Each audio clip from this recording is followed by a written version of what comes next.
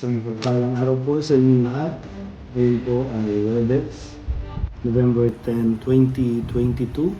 At para po sa ating unang pagbasa at pagninilay sa araw na ito, ito po ay hinango sa sulat ni Apostol San Pablo kay Philemon, verses 7 to 20. Pinakamamahal ko, ang iyong pag-ibig ay nagdulot sa akin ng malaking katuwaan at kaaliwan, sapagkat dahil sa iyo, sumigla ang kalooban ng mga banal. Dahil kay Kristo, maaari kong sabihin, dapat mong gawin ito. Gayunman, pag-ibig ang nagbunsod sa akin upang makiusap sa iyo. Akong si Pablo, sugo ni Kristo Jesus, at ngayon nakabilanggo dahil sa Kanya.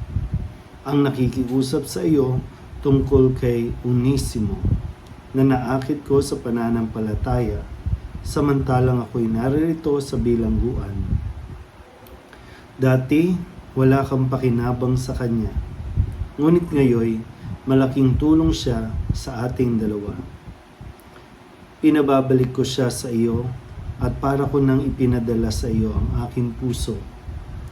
Ibig ko sanang panatilihin siya sa aking piling upang sa halip mo siya ang maglingkod sa akin habang ako'y nabibilanggo dahil sa mabuting balita.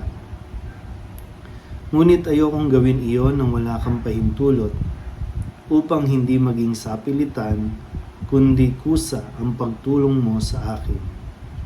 Marahil nawalay sa iyo ng kaunting panahon si Onesimo upang sa pagbabalik niya'y makasama mo siya habang panahon. Hindi na bilang alipin, kundi isang minamahal na kapatid. Mahal siya sa akin, ngunit lalo na sa iyo. Hindi lamang bilang isang alipin, kundi isang kapatid sa Panginoon. Kaya't kung inaari mo akong tunay na kasama, tanggapin mo siya tulad ng pagtanggap mo sa akin. Kung siya may nagkasala sa iyo o nagkautang kaya, sa akin mo sinilin. Ako ang siyang sumusulat nito. Ako, si Pablo, ang magbabayad sa iyo. Hindi ko na ibig banggitin na utang mo sa akin ang iyong pagkakilala kay Kristo. Ipinakikiusap ko sa iyo, alang-alang sa Panginoon, pagbigyan mo ang aking kahilingan. Dulutan mo ng kaligayahan ang puso ko bilang kapatid kay Kristo. Ang salita ng Diyos. Muli po, isang mapagpalang araw sa inyong lahat. So, ngayon po ay atin pong binabasa ang sulat ni San Pablo kay Philemon.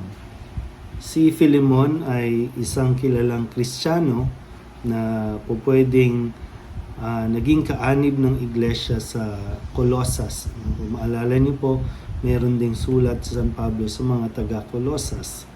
So, ito po ay specific letter o nasulat kay Philemon.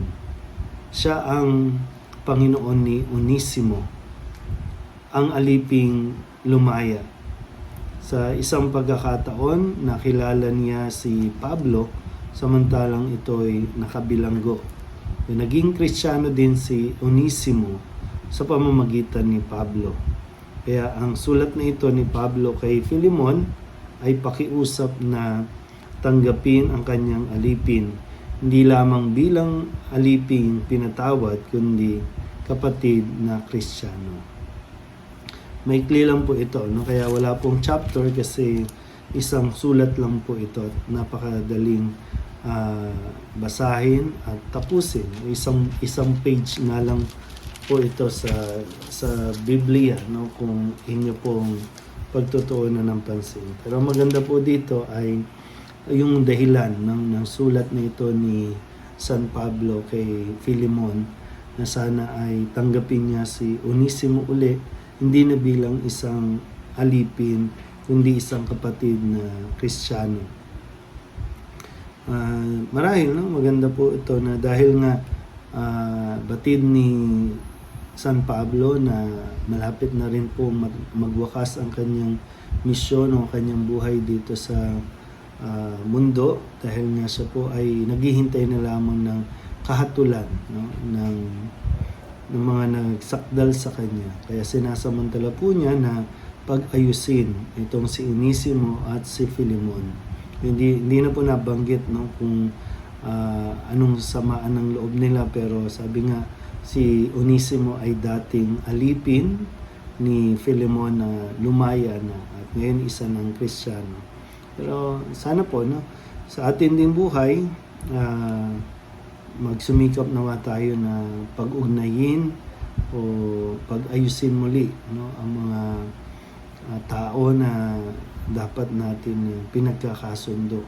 Maraming bagay na nagpahiwalay sa mga kakilala natin, pero dahil nga po sa turo ni Kristo, si Kristo na pag-ibig, ito nawa ang magtulak sa atin, ang magbigay sa atin ng lakas, no, na ipagpatuloy, na sabi nga po, no, ang maibigin sa kapayapaan, mapalad ang mga gumagawa ng paraan para magkasundo ang dalawang tao na nagkaroon ng alitan. So, isang talagang pagsumikapan natin, no, na sa abot na ating makakaya ay makatulong tayo na muling mapag-ayos ang mga taong sa paligid natin na alam nating hindi nagiging okay ang kanilang samahan. Muli po, isang mapagpalang araw sa inyo.